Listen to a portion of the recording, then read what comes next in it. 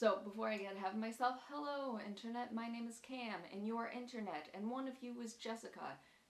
That's who I care about. So anyway, I am going to be an English teacher in just short of a year, probably, hopefully, depending on the state of our economy. But assuming that I will be employed, I've started ordering a lot of books that are young adult books so that I can hopefully put them in my future classroom. So I want to be like a good parent and preview media content before my children consume it. One book that I found from a Scholastic book order, hashtag Throwback Thursday, is The Vigilante Poets of Selwyn Academy, and it's Kate Hattemer's first book, so congrats girl. I just finished reading this book, and I wanted to tell you about it, Jessica, because who else am I going to talk with about books? Alright, cool, let's go. So one adjective that describes me pretty well is actually on the cover of this book, and it's that. So I am someone who actually likes poetry for some bizarre reason. So obviously any book that even includes poetry or poets in it must be really cool and a rare species of literature. So our story takes place inside of Selwyn Academy, which isn't your average high school. This is a high school that knows that the arts are actually important. So all of the students there are basically savants, you know, they either do some type of dance, or they do visual arts, or they do photography or theater. They do all these artistic things in addition to their typical classes like mathematics and science and English. But this school primarily focuses on creating kids that'll go to Juilliard and whatever other art schools are out there. So inside of Selwyn Academy, we are joined by our protagonist, Ethan Andrzej, some maybe Polish last name or Czech last name, which I will never be able to pronounce. It's actually very hard to read a book in your head without knowing how to say the protagonist's last name. You would think it wouldn't be that unnerving, but it actually really is. But Ethan, is actually not all that good at art, or maybe he actually is because he's self-deprecating, and we all know that people who are artists self-deprecate, so maybe he's actually really good. But he focuses primarily on visual arts, and he lives in the shadow of his friend Luke. I'm sorry I'm reading this off the back cover of the book, but I am. Ethan lives kind of in the shadow of Luke, who has good looks. How dare he? You're an adolescent, you're not allowed that. And Luke is an amazing poet. He's just a really spectacular writer, and Ethan's just always been okay with that because Luke has wanted to be Ethan's friend, and Ethan's like, well, that's pretty cool. That's cool that a popular person wants to be my friend, and I like this person too, so I guess we're friends. Is this how friendship works? I still know Ethan. So the main dilemma in this book is that there's this reality TV show called For Art's Sake that is filming inside of the school. What? Film inside of an art school? How peculiar. There's this huge art scholarship competition that's taking place inside the school. Whoever wins the contest gets a $100,000 scholarship to any college of their choice. Where was that when I was in high school? So Ethan is crushing majorly on this girl named Mara, and she is super amazing at dance. She does ballet, she does modern, she does all these different styles, and she is cast in the show For Art's Sake.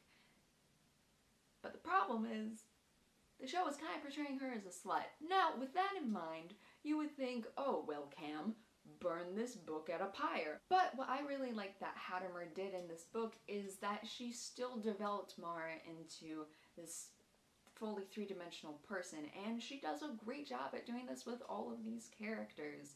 With Ethan, with his friend Elizabeth, with Luke, with Mara, with everyone that you encounter. So Hattemer does a really interesting job of portraying reality TV as clearly not reality, which I think, especially when you think about how teenagers, tweens growing up today, reality TV is trying to become a bigger and bigger part of their lives. Like, Jess, when you and I were kids, I guess, We didn't really have that going on in our lives as much, I don't think. Now we think about like Keeping Up with the Kardashians, Housewives of New Jersey, Jersey Shore, Jersey, get it together.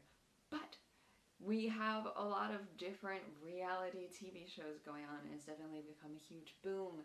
And I think this book does a really good job of showing that reality TV is not by any means reality. So one of the realities of reality TV is portraying females as promiscuous and sexually deviant, even though women, what, are more than just their reproductive organs? What?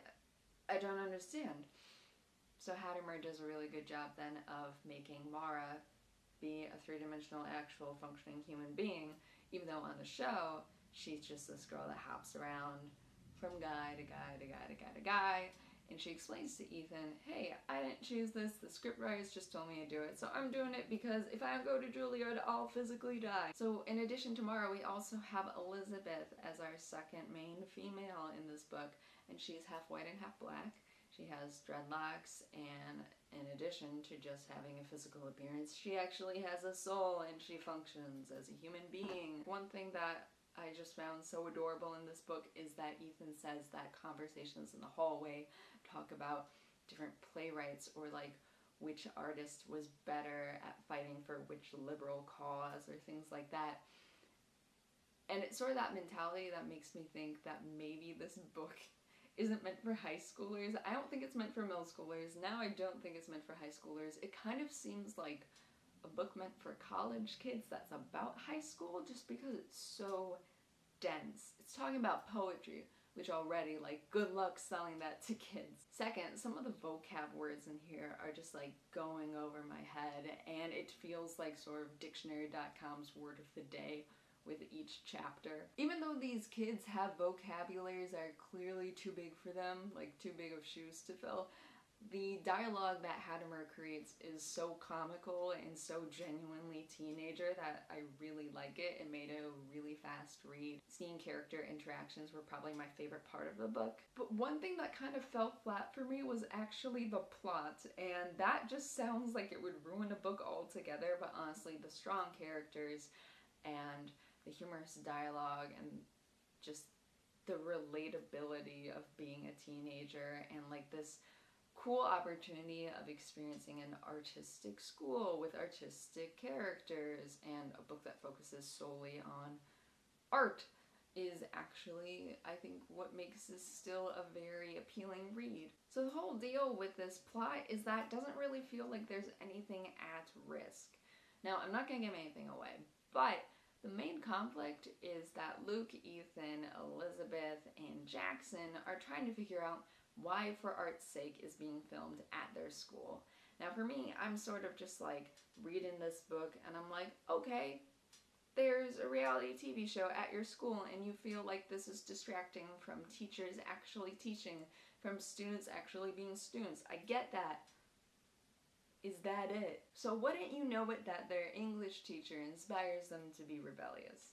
In their English class, they start reading Ezra Pound's Cantos, which I've actually never heard of before. I only know that Ezra Pound was like BFFs with T.S. Eliot. So these kids are reading Ezra Pound and they're reading his Cantos, which is apparently like 800 plus pages. I thought Walt Whitman was miserable enough, but no, apparently it gets worse. So these kids are reading this poem, English teacher is helping them interpret it, and one thing that's really cool is that Ethan then is applying the verses of the poem to his actual life. So I think that's super cute that a high schooler then is finding meaning in poetry. How bizarre. And I think that's kind of what makes this young adult book almost more of like a teacher book or like a college age book, because it kind of shows you, oh hey kids, pay attention to poetry because it has something to say. So Luke gets just mesmerized by Ezra Pound's Cantos and he's like, you know what, we will write our contra cantos in response to For Art's Sake, and this poem will be our battle cry of rebellion. It will be our barbaric yope. And I'm like, that's so cute that you think that will do something. So they write this poem, right? They publish it, they distribute it throughout the school, and they think it causes anarchy.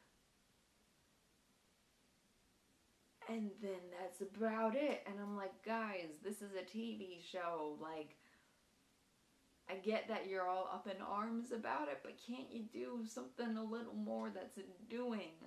Like, I feel like this book would have benefited so much more if then maybe, like, the student body had been so inspired that they'd started creating more rebellious art of their own, or it showed you that art didn't have to be something pretty that could be shown on television or performed on a stage, but it was something gritty. But that's just me, and I think that might just be like my own artistic style. One aspect of Hattermer's writing that I think is super cool is that she has actually written out a contra cantos poem, and each chapter starts off with a limerick-esque verse of the poem, and this continues on for like 25-30 chapters. So I'm going to read you chapter 1 right now. O Selwyn folk in days of old, ideals were high and art was bold. In that primeval solitude we sketched and sang, our crafts pursued, but now we watch TV, we're screwed. Art can be something that even young people can write. Like, you don't need to be old on your deathbed, you don't need to already be dead. You don't need to be famous to be creating art. Overall, I think I would definitely recommend this book, and I would definitely include it in my classroom if I taught in high school. If I taught in middle school, there's no way. I feel like this would have to be sophomore year and upward, and even then, I'd probably really have to sell it to a student. I'd be like, hey, it's about poetry and it's about art, and I know that might not seem like the most exciting thing in the world, but still, read it. So I think this book is a book that has a niche group where very specific readers will really enjoy this book. So Jess, that was The Vigilante Poets of Selwyn Academy. I don't necessarily know if I would recommend it for you to read, but you could give it a try. And in the meantime, you should tell me what book you are currently reading and if you think I might like it. And if not, well, then at least we talked about books. Also, hey, check out this shirt that I bought that says books are better than boys, which is pretty fitting because I only have books.